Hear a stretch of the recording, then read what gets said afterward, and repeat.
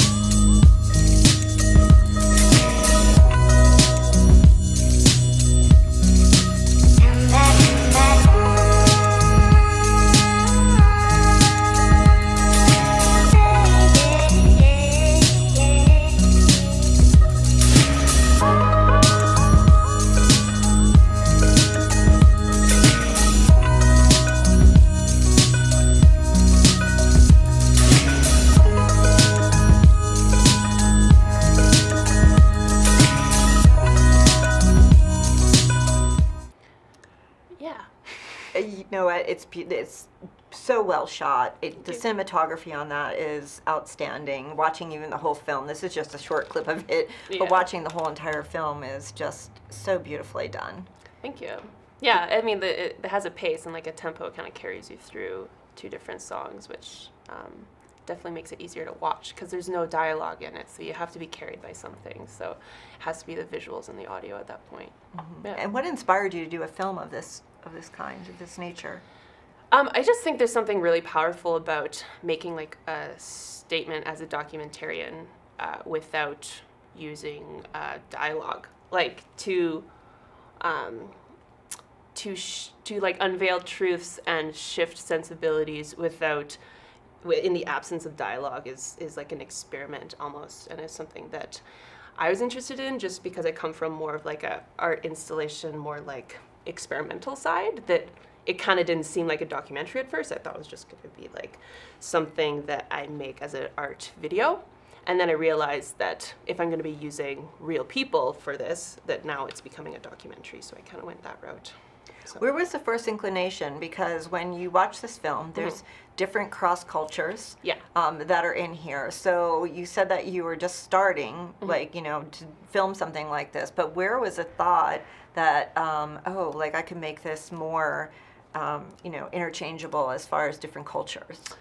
I think it started with the whirling dervishes, that the two with the like giant white robes. I always like was fascinated with that like mystic Sufi like Islam side, where they like their entire like religious practice revolves around this spinning dance. And from there, I started seeing this like circular symbolism with different dance practices. And I was partaking in some more like New Age dance communities at the time that I started to see that like a lot of people are using dance as church in a way. And then once I started researching that, it just became, I saw more and more evidence of it, and I could really layer these just parallels of it. And then that's where it kind of just developed as an entire concept. And where was this all shot? Was it all shot in the same place, or was it shot in different places? Well, I'm from BC, and so it helped with, because it's 7 different locations, 7 different populations, it's quite difficult to coordinate as a documentary. I kept it all around Vancouver, BC, that area, so I didn't have to travel too much for this one, which is interesting because it doesn't quite look like that. It kind of seems like it could be shot anywhere, but yeah, Vancouver area. And Vancouver Island, a lot of it. So. And Native American cultures, you found pretty close by to that? Yeah, I mean, Canada, we have like such a strong Indigenous community, and especially on the West Coast, there's like a lot of different Indigenous dance practices there. You have like your own, the island is something completely different than even just like the West Coast in Vancouver. So the Indigenous dancers that were in YAH WAVE are actually more like the Prairie Canada dance, where they're doing like fancy feather dances, and they do like way more elaborate regalia with their stuff. So I actually had to bring them to the island just to get that location on like the rock face. So I had to like import different people, different places to make it all what it was. Yeah. What was your biggest takeaway from doing the film? Oh, that it's really hard to stylize a documentary. Like, you know, if you're pulling truths out of like reality, it's really hard to shape that in a cinematic way without controlling documentary subjects. So there's like this like play where you have to like, you're wanting to put your style on there, but you don't want to interfere with the reality of what they're doing. So there was a lot of like, the vision couldn't quite get to where I wanted it, and had to make those compromises a lot. So yeah. How many times did you have to change it? In what way? Like the edit, or? Yeah. To make it flow according to the way that you wanted to communicate it? I had to first pick the songs, and then I had to, like once I had the music set in stone, then I could actually pick what dance would look better in the pace, so that the tempo was pretty fluid. There was a lot of cancellations of certain communities. Like I had hopes for this Katak dance that would have been amazing, and I had hopes for this other song that never, you know, because in dealing with music licenses is a whole other game too. So it was very much dictated by music and the people who are willing to be on camera and share this like really intimate experience, which is like this, their religious practice in such an intimate way, right? So there's a lot of asking. And so when you're asking, you can't necessarily get yeses all the time. Right. So lots of changes related to that. Yeah. At any point, because basically this was to music, did you ever want to put dialogue to it, or were you pretty much strict to say this is, I'm going to do this with complete sound and music? Yeah, I pretty much from the get-go was supposed to be a music video bridging documentary, and that's this like purgatory I live in with it, because like, you know, even applying for film festivals, of like a lot of people don't even see it as a documentary or a music video. It's like too long to be a music video, too bizarre to be a documentary, and some people are like catching on to what the premise is. Yeah. Now, have you shown this at the film festival so far? It's actually premiering at 4:20 p.m. 4:20. Yes. Today. Yeah. Oh my gosh. Yeah. So I'm just gonna go like leave here and go see my film premiere. Are you anxious, or how are you feeling? Well, I premiered it just like to friends and the groups that were participating in the project back in Vancouver, back in like, you know, last summer. So it's like I've had my celebration. Now it's more of like the professional celebration of it, which is like really satisfying. So I'm not nervous about it. I'm just like, I'm really excited to be doing it in Sedona. You know, I came all the way from Canada just to do this, so I'm excited. Awesome. This is your first time in Sedona? Yes. Yeah. I've always wanted to go too. That's probably why I applied. Wanted to get here. So yeah, I'm really happy to be premiering it here. Awesome. And when did you arrive? Well, yesterday. Yesterday. Yeah. It was my first day just like going to films and stuff, so. Awesome. How has this particular film catapulted you to do other things?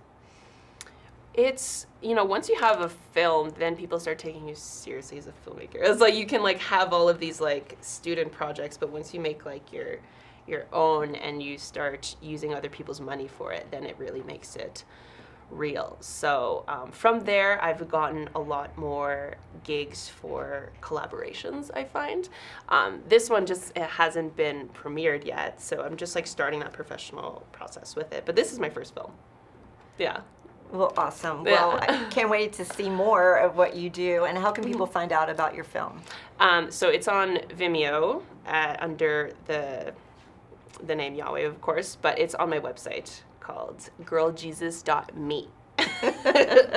So that's where it is. We had a website for it, but it's easier to just funnel through my other projects by going to my website directly. Awesome. Mm-hmm. All right. And so good luck. Yeah, thanks. At 4. Can't wait to Yeah. hear Uh-huh. audience reactions. I'll probably see you later, so Yes. you'll be sure to let us know. Totally. All right. Cool. Well, Thank awesome. you. Thank you. Thanks for being with us. And if you're following us on social media, it's hashtag Sedona Film Fest 2020 and hashtag Sedona Film Fest 26. We'll be back with more from the Sedona International Film Festival in just a little while.